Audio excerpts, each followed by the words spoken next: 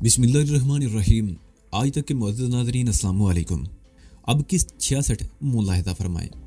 शेर और चीते इंसानों से ज़्यादा बेरहम साबित नहीं हो सकते, शिशावरी ने कहा।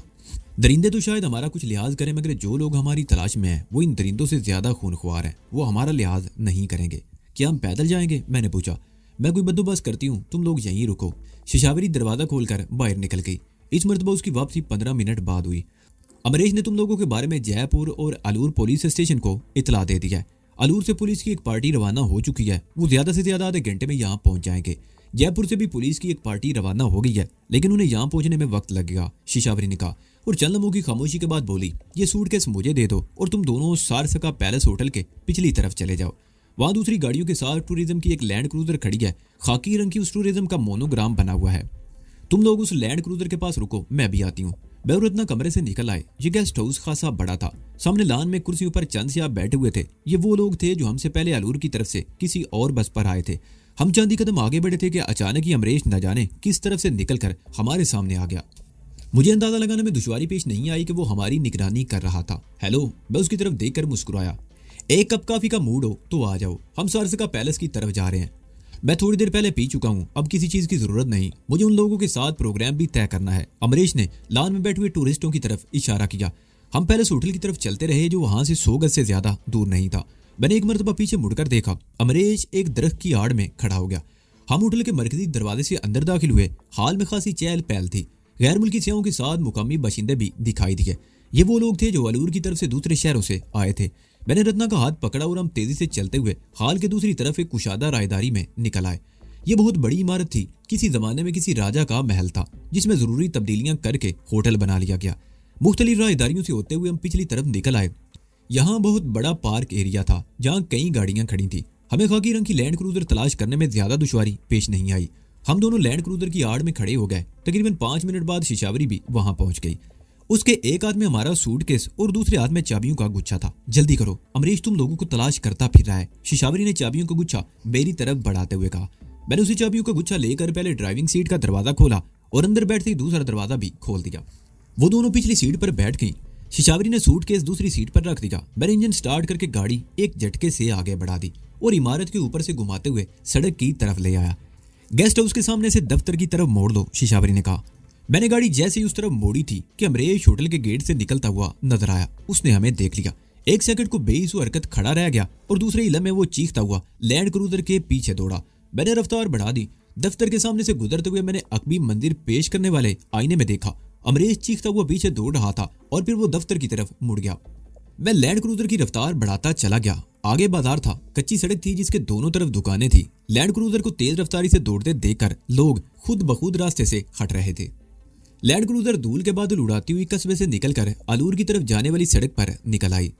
सारसका वहां से 18 मील और अलूर 24 मील के फासले पर था और मेरा ख्याल है अलूर से आने वाली पुलिस पार्टी भी यहाँ पहुंचने वाली होगी। मेरा ख्याल था हम खामोशी से निकल जाएंगे और जब उन लोगों को पता चलेगा तो हम बहुत दूर पहुंच चुके होंगे। शिशावरी बार बार पीछे मुड़कर देखते हुए कह रही थी, मगर उस सलामी ने देख लिया और अब यकीनन वो लोग हमारा पीछा करने की कोशिश करेंगे। ये भी खदशा है कि अलूर की पुलिस पार्टी ना पहुंच जाए। मैंने कहा, हमें इस सड़क पर ज्यादा दूर नहीं जाना, शिशावरी ने कहा। थोड़ी आगे सड़क पर वाइल्ड लाइफ का बोर्ड नजर आएगा, वहां से गाड़ी को बाईं तरफ मोड़ देना। ज्यादा फासला तय नहीं करना पड़ा। तकरीबन 1 मील बाद ही वो बोर्ड नजर आ गया और मैंने लैंड क्रूजर को बाईं तरफ मोड़ दिया। ये कच्ची सड़क थी जो आगे जाकर जंगल में दाखिल हो जाती। अभी तक तो ताकुब के आसार दिखाई नहीं दिए। मैंने शिशावरी को मुखातिब करते हुए कहा, तुम्हारा ख्याल है वो पीछा करेंगे? जरूर करेंगे, कम अज कम उस जगह तक जहां से डेंजर जोन शुरू होता है, शिशावरी ने कहा। Danger zone? मेरे लहजे में हैरत थी। तकरीबन मील भर तो जंगल महफूज है, लेकिन उससे आगे खूनख्वार दरिंदों की राजधानी शुरू हो जाती है, शिशावरी ने कहा। वहाँ एक बोर्ड लगा दिया गया है जिस पर वाज़ेह तौर पर यह हदायत दर्ज है कि उससे आगे खूनख्वार दरिंदे आज़ादी से घूमते हैं, इसलिए किसी को आगे जाने की इजाजत नहीं। लेकिन यह मामला चूंकि तुम लोगों का है, इसलिए हो सकता है कि पुलिस की कोई पार्टी दूर तक हमारा पीछा करे।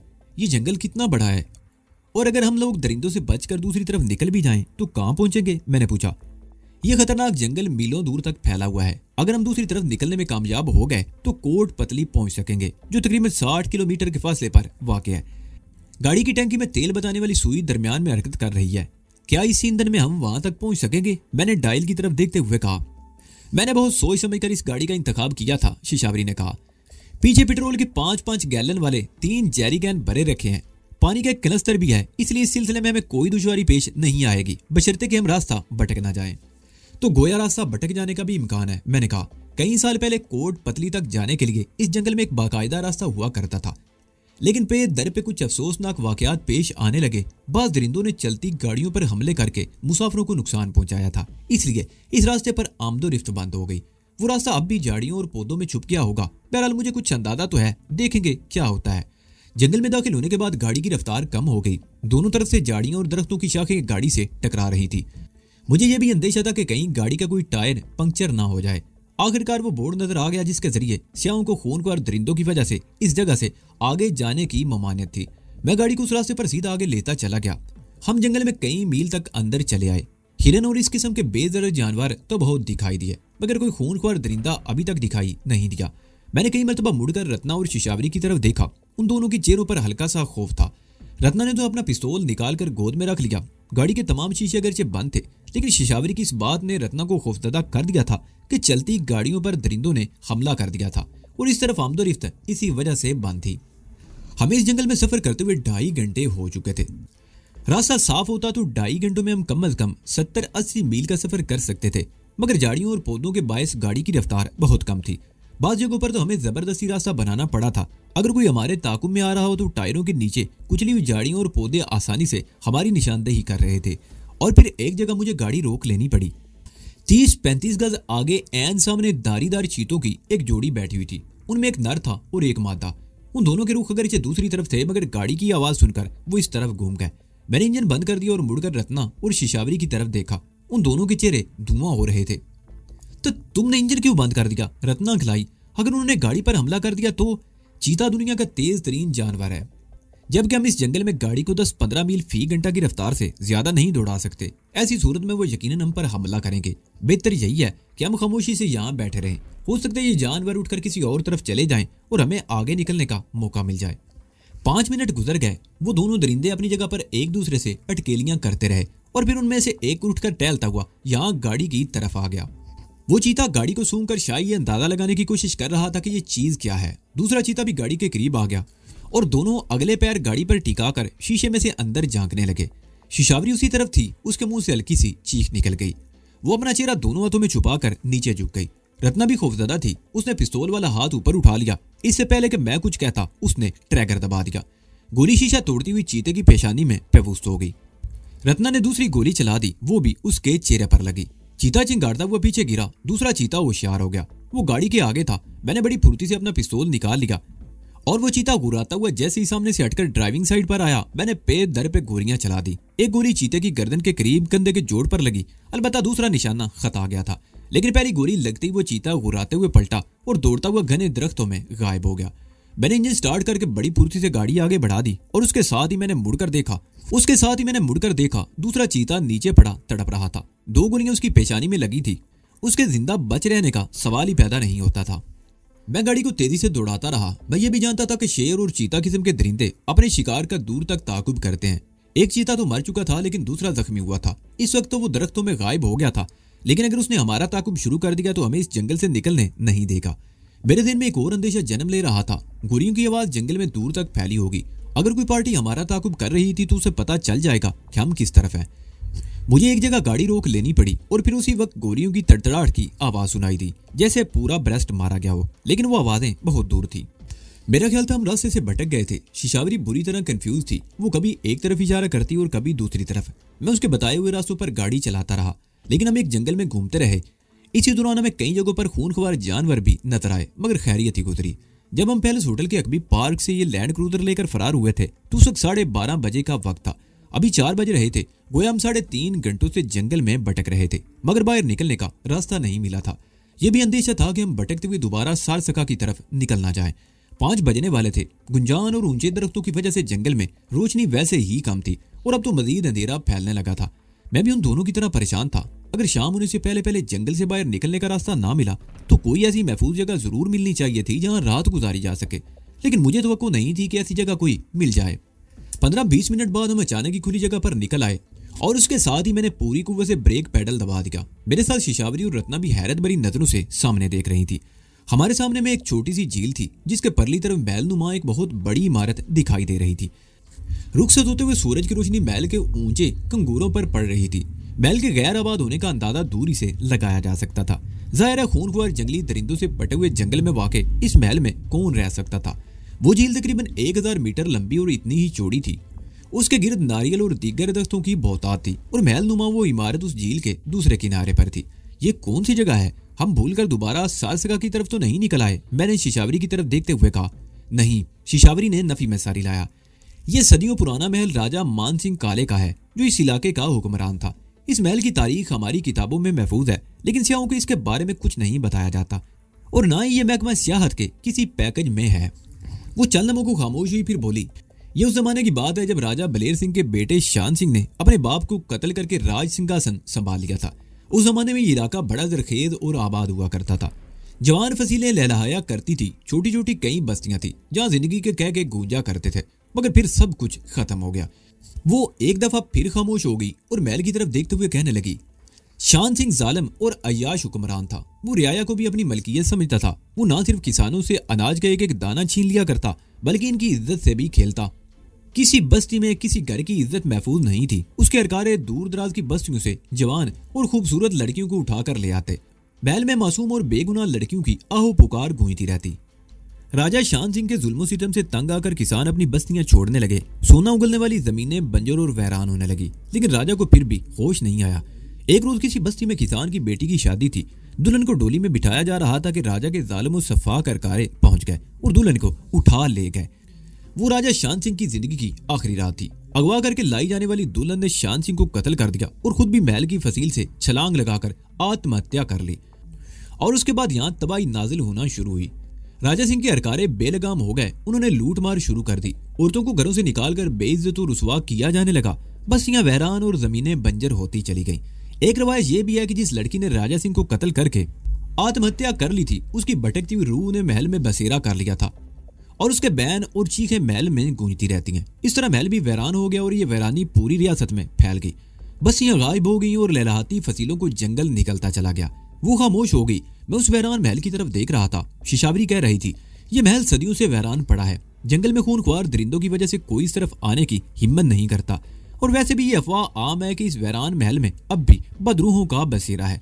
तो फिर आज की रात हम इस महल में गुजारेंगे। मैंने गाड़ी का इंजन स्टार्ट करते हुए कहा। क्या? वो दोनों उछल पड़ी। तुम्हारा दिमाग तो नहीं खराब हो गया? चीखती हुई ये आवाज रत्ना की थी। मैंने उनकी सुनी अनसुनी करते हुए गाड़ी आगे बढ़ा दी और उसे झील के साथ साथ जाते उसका रुख महल की तरफ मोड़ दिया, जो झील के किनारे से तकरीबन 100 गज के फासले पर कदरे बुलंदी पर वाक़ था। रुखसत होती हुई धूप अब भी दीवारों पर पड़ रही थी। उस तरफ से देखकर अंदाजा लगाया जा सकता था कि हवादे से जमाना महल में काफी टूट फूट हो चुकी है। मैं लैंड क्रूजर को वसी मेहराबी गेट के अंदर ले गया। गेट के साथ दीवारें खासी चौड़ी थी। दाएं बाएं एक एक कमरा था, मगर दोनों कमरे छतों से महरूम हो चुके थे। सामने बहुत लंबा चौड़ा मैदान था जिस पर झाड़ियां और खुदरू घास फैली हुई थी। इस मैदान के चारों तरफ कई फुट चौड़ी पुख्ता रविशें थी और तवील व अरीज बरामदे थे जिनमें कमरे थे। बरामदों के सामने मेहराबें बनी हुई थी। महल का मरकजी हिस्सा सामने था। इमारत 2 मंजिला थी और बिलाशुबा इसे फने तामीर का शाहकार कहा जा सकता था। मैंने इमारत के मरकजी हिस्से के सामने घास के मैदान में गाड़ी रोककर इंजन बंद कर दिया और गहरी नजरों से इधर उधर देखने लगा। धूप सामने ऊपर की मंजिल पर पड़ रही थी और मैं देख रहा था कि ऊपर की मंजिल के बेशतर हिस्से टूट फूट चुके थे। मैंने गर्दन घुमाकर रत्ना और शिशावरी की तरफ देखा। उनके चेहरे धुआं थे। मैं कहती हूँ वापस चलो, हम जंगल में किसी जगह गाड़ी में बैठकर रात गुजार लेंगे, रत्ना ने कहा। एक महफूज जगह मौजूद है तो जंगल में रात गुजारने की क्या जरूरत है, मैं कहते हुए इधर उधर देखने लगा।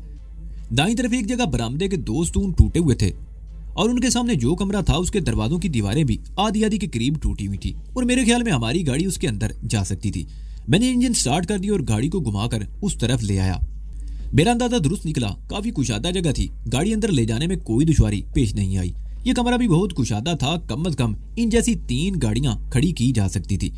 उससे आगे भी काफी कुशादा जगह थी। इस महल में शाही खानदान के अफराद रहते थे और जाहिर है के कमरे बड़े बड़े ही होंगे। मेरा अंदाजा था कि दूसरे कमरे भी इसी तरह कुशादा होंगे। मैंने गाड़ी के अंदर की बत्ती जला दी।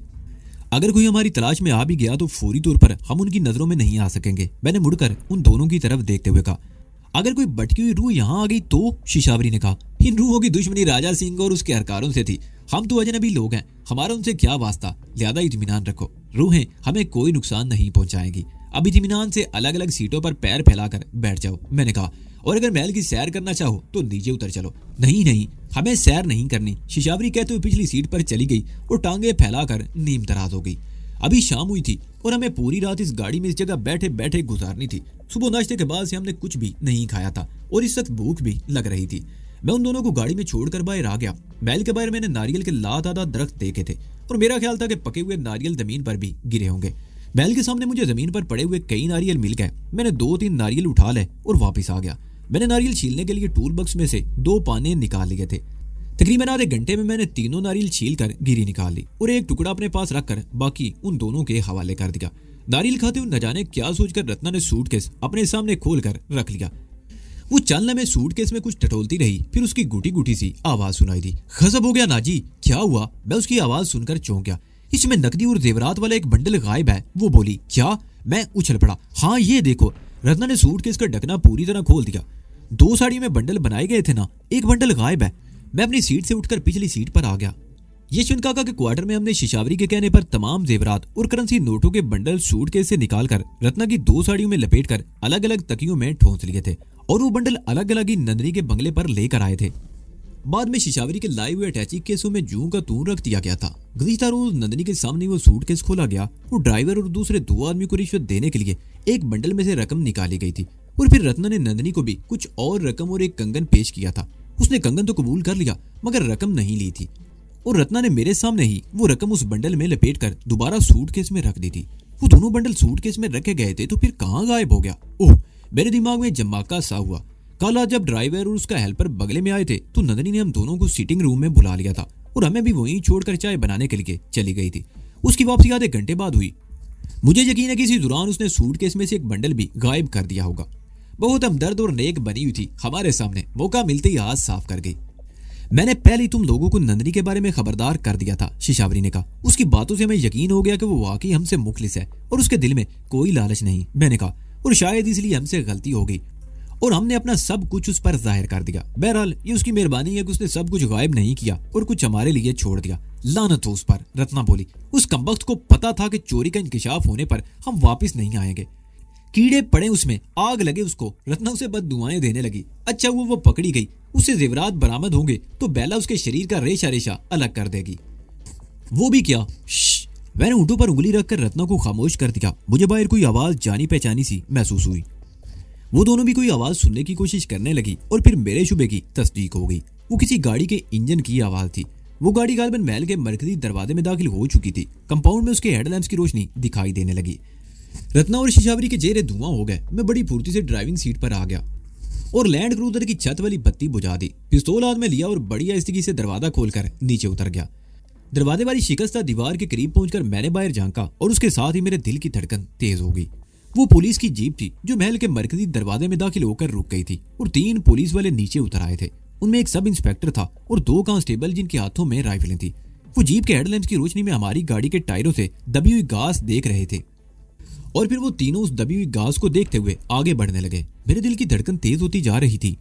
मैं दीवार की आड़ में खड़ा उनके कदमों की आवाजें सुनता रहा जो लम्हा बलमा करीब आती जा रही थी और फिर एक और आवाज सुनाई दी। रुक जाओ हुक्म। वो आवाज खासी डरी डरी और सहमी सहमी सी थी। आगे जावन में बहुत खतरा है। क्या खतरा है रे? चल तू आगे लग। दूसरी आवाज बार रोक दी। हुक्म, उस पहली सहमी हुई आवाज ने कहा। महाराजा शान सिंह का महल है, यहाँ अब भी कौशल्या की आत्मा भटकती रहती है। मैंने अभी अभी किसी नारी के रोने की आवाज सुना हूँ। वो तीनों शायद वहीं रुक गए थे क्योंकि अब कदमों की आवाज सुनाई नहीं दे रही थी। अलबत्ता उनकी बातों की आवाज अब भी मेरी समाज से टकरा रही थी। कौन कौशल्या? वो बारी आवाज सुनाई थी। वो गालिबन सब इंस्पेक्टर था जो इस पार्टी का इंचार्ज था। वही कौशल्या जिसे महाराजा शान सिंह के आदमी डोली में से उठा लाए थे और इस सवेली में उसके साथ बलात्कार किया था। कौशल्या ने महाराजा शान सिंह को कत्ल करके आत्महत्या कर ली। ये महल उसी लिए वैरान हो गया। यहाँ कौशल्या की आत्मा का कब्जा है। सुनो हुक्म। उसके रोने की आवाज सुनाई दे रही है। एक लम्हे को खामोशी छा गई और उसके खामोश होने से हल्की सी गुर्राहट सुनकर मैं भी चौंक गया। लगता था जैसे वाकई ही कोई रो रहा हो। एक लम्हे बाद वही आवाज दोबारा सुनाई दी तो इस बार मेरे पूरे जिस्म में सनसनी की एक लहर दौड़ गई। वो किसी शेर के बहुत होले होले गुर्राने की आवाज थी। वो देखो हुक्म। पहली आवाज सुनाई दी, अब उसमें खौफ नुमाया था। कौशल्या की आत्मा इधर ही को आवत रही है। वो देखो, वो उसकी आंखें चमक रही हैं। मैंने दीवार की आड़ से झांक कर देखा। महल के मरकजी हिस्से की तरफ 2 आंखें बलूर की तरह चमकती हुई नजर आ रही थी। ऐसी चमक सिर्फ बिल्ली या शेर की आंखों ही में होती है जो रात के अंधेरे में भी नजर आ जाती है। और फिर उसी लम्हे खामोश फिजा फायर की आवाज से गूंज उठी। जवाब में खौफनाक दाड़ सुनाई दी और फिर पैर दर पे गोलियां चलने लगी। दोनों कांस्टेबल जीप की तरफ दौड़े। सब इंस्पेक्टर को भी दौड़ लगानी पड़ी। शेर के दौड़ने की आवाज बदस्तूर सुनाई दे रही थी। मैं पिस्तौल के ट्रैगर पर उंगली रखे इधर उधर देखता रहा। इसी दौरान जीप का इंजन स्टार्ट होने की आवाज सुनाई दी और फिर दौड़ता हुआ वो शेर तारीकी से निकलकर जीप के हेडलैम्प्स की रोशनी में आ गया। चलती हुई जीप से पे दर पे गोलियां चलाई गई, मगर वो शेर उन गोलियों की जद में नहीं आया। वो दौड़ता हुआ सामने वाले तारीक बरामदे में गायब हो गया। जीप रिवर्स में तेजी से पीछे जा रही थी। उसके हेडलैम्प्स की रोशनियों का जाविया भी मुड़ता जा रहा था। मैं टूटी हुई दीवार से बाहर आ गया। जीप महल के मरकजी दरवाजे से बाहर निकल चुकी थी। उसकी रोशनी कुछ देर तक नजर आती रही, फिर गायब हो गई। मैं कुछ और आगे बढ़ा, लेकिन उसी लम्हे शेर की दाड़ सुनाई दी और मैं उछलकर पीछे हट गया। दूसरे ही लम्हे मैं दौड़कर कार के करीब आ गया और दरवाजा खोलकर अंदर घुस गया। बाहर शेर की दाड़ रह रहकर सुनाई देती रही और हम तीनों अपनी अपनी जगह में दुब के बैठे रहे। वक्फे वक्फे से सुनाई देने वाली शेर की दाड़ से कते नजर हर तरफ गहरा सन्नाटा था। मैंने अपनी जीप पर बैठे बैठे इधर उधर देखा। दबीज तारीकी में मुझे शिशावरी या रत्ना में से कोई दिखाई तो नहीं दी, अलबत्ता उनकी गहरी सांसों की आवाज सुनाई दे रही थी। रत्ना, शिशावरी, मैंने होले होले से पुकारा। तुम लोग जिंदा हो या? जिंदा है, रत्ना की मुर्दा सी आवाज सुनाई दी। लेकिन अगर जंगल के उस बादशाह को पता चल गया कि हम यहाँ मौजूद हैं तो हमारे मरने में कोई कसर नहीं रह जाएगी। हमने उसे कोई नुकसान नहीं पहुंचाया, इसलिए वो हमें कुछ नहीं कहेगा। वैसे बेहतर यही है कि हम आराम से यहाँ बैठे रहें, मैंने कहा। और अगर वो लोग वापिस आ गए तो? रत्ना ने कहा। मेरा ख्याल है वो लोग अब तक झील के दूसरी तरफ पहुंच चुके होंगे और इस तरफ वापस आने की हिम्मत नहीं करेंगे, मैंने कहा। क्या हम रात भर यूं ही गाड़ी के अंदर बैठे रहेंगे? रत्ना बोली। मजबूरी है, मैंने कहा। यहाँ सांप, बिच्छू और दीगर जहरीले कीड़े मकोड़े भी हो सकते हैं, इसलिए नीचे उतरकर टहलने का खतरा भी मोल नहीं लिया जा सकता। ये सब शिशावरी की वजह से हुआ है, रत्ना ने कहा। अगर ये रास्ता ना भूलती तो हम इस बूथ खाने की बजाय किसी घर में आरामदेह बिस्तर पर सो रहे होते। फिलहाल तो गाड़ी की सीट को ही आरामदेह बिस्तर समझ लो, दूसरी सीट पर बैठी हुई शिशावरी ने कहा। शेर की दाढ़ अब सुनाई नहीं दे रही। वो या तो महल से बाहर निकल गया था या कहीं दुबक कर बैठ गया था। हम तीनों देर तक बैठे सरगोशियों में बातें करते रहे। अभी तो रात का इब्तदाई हिस्सा था, लेकिन लगता था जैसे आधी से ज्यादा रात बीत चुकी हो। हमारे चारों तरफ गहरी तारीकी और दबीज सन्नाटा था। रत्ना को एक बार फिर नंदनी याद आ गई और वो बची खुची बदुआएं और कोसने देने लगी। बड़ी हराफा निकली। वो गहरा सांस लेते हुए बोली, कहती थी हमारा धर्म का रिश्ता है, हमारे लिए अपनी जान भी दे देगी। अब बेला निकालेगी उसकी जान। मेरा ख्याल उसकी जान तो तुम्हारी बददुआओं से ही निकल जाएगी, मैंने कहा। बेला को उस पर हाथ उठाने में ज्यादा मजा भी नहीं आएगा। मैंने तुम्हें पहले ही खबरदार कर दिया था कि ये सब कुछ उससे छुपा कर रखना, लेकिन तुमने धर्म की मोहब्बत के चक्कर में आकर सब कुछ उसके सामने खोल दिया। उसके दिल में लालच तो आना ही था। हमने तुम्हारे सामने भी तो अपना सब कुछ खोल कर रख दिया था, तुम्हारे दिल में लालच क्यों नहीं आया? रत्ना ने कहा। मेरे और नंदनी के हालात में फर्क है, शिशावरी ने कहा। मैं भी तुम लोगों की तरह हालात की डसी हुई हूँ, नाइंसाफियों का शिकार हूँ। हम लोग एक ही कश्ती के सवार हैं, जबकि नंदनी का रास्ता कदरे मुख्तलिफ है। अब मैं सोचती हूँ कि अगर वो तुम लोगों को पुलिस के हवाले कर देती तो या तो सूटकेस में से सब कुछ निकाल कर उसमें पत्थर भर देती, तो तुम लोग क्या कर लेते। इसलिए दीदी, मेरा मशवरा है कि उसे भूलकर शांत हो जाओ। जैसे जैसे उसके बारे में सोचोगी तुम्हारा खून खोलता रहेगा, और खून खोलने का मतलब है कि तुम ब्लड प्रेशर का शिकार हो जाओगी। ऐसी खतरनाक बीमारी पालने का क्या फायदा, इसलिए अब तुम आराम से सो जाओ। शिशावरी ठीक कह रही है, मैंने कहा। भूल जाओ उसे और शांत होकर सो जाओ। उस कुतिया को तो मैं कभी भूल नहीं सकती, रत्ना ने कहा। वो मुझे हमेशा याद रहेगी, और जब तक याद रहेगी मैं उसे कोसने देती ही रहूंगी। पता नहीं वो अब तक जिंदा बची भी है या नहीं, मैंने कहा। बेला को तुम अच्छी तरह जानती हो सकता है वो उसके तशद्दुद का शिकार होकर अपनी जान से हाथ धो बैठी हो। अब तो तुम्हें अपनी फिक्र करनी चाहिए। मैं चंद लम्हों को खामोश हुआ, फिर बोला, पुलिस हमारे सर पर पहुंच चुकी है। हो सकता है वो भी किसी महफूज जगह पर पहुंच गए हो और महल से ज्यादा दूर ना हो। और अगर हमें सुबह इस जंगल से निकलने का रास्ता ना मिल सका तो घेर लिए जाएंगे। ये भी मुमकिन है कि पुलिस की कोई और पार्टी भी जंगल में दाखिल हुई हो, या सुबह सवेरे ही पुलिस की मजीद नफरी हमारी तलाश में जंगल में दाखिल हो जाए और हमारे बचाव के तमाम रास्ते मसदूद हो जाए। अब मुझे रास्ते का अंदाजा हो गया है, शिशावरी ने कहा। सुबह अगर हम इस महल से निकलकर मशरक की तरफ रवाना हो जाएं तो ज्यादा से ज्यादा 2 घंटों में जंगल से बाहर निकल जाएंगे। क्या हम इस जंगल से बाहर निकलकर भी महफूज रहेंगे? मैंने कहा। तुमने बताया था कि इस जंगल में दूसरी तरफ कोट पतली नाम का कोई कस्बा है। क्या हमारे ख्याल में कोट पतली की पुलिस को फोन पर हमारे फरार की इतला नहीं दी होगी? और क्या जंगल के बाहर पुलिस हमारे इस्तकबाल के लिए तैयार नहीं होगी? कोट पतली जंगल से तकरीबन 10 मील के फासले पर है, और कोट पतली में पुलिस की इतनी नफरी नहीं होगी कि वो मीलों दूर तक फैले हुए जंगल को घेरे में ले सके। शिशावरी चंद लम्हों को खामोश हुई, फिर बात जारी रखते हुए कहने लगी, कोट पतली दिल्ली नेशनल हाईवे 8 पर वाक़ है। रास्ते में कई छोटी बड़ी बस्तियां हैं, हम किसी तरफ भी निकल सकते हैं। मैं और शिशावरी देर तक मध्यम लहजे में बातें करते रहे। इसी दौरान रत्ना की आवाज सुनाई नहीं दी। मैंने उसका नाम लेकर होले से उसे पुकारा, मगर जवाब नहीं मिला। वो सो गई थी। थोड़ी देर बाद शिशावरी भी सो गई और वो दोनों पीछे लंबी सीटों पर थी, इसलिए आराम से लेट कर सो गई।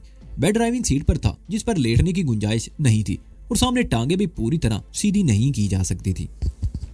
मैं सिरक कर पैसेंजर सीट पर आ गया और दरवाजे से टेक लगाकर टांगे ड्राइविंग सीट पर फैला ली। यही एक तरीका था जिससे मुझे किसी कदर आराम मिल सकता था।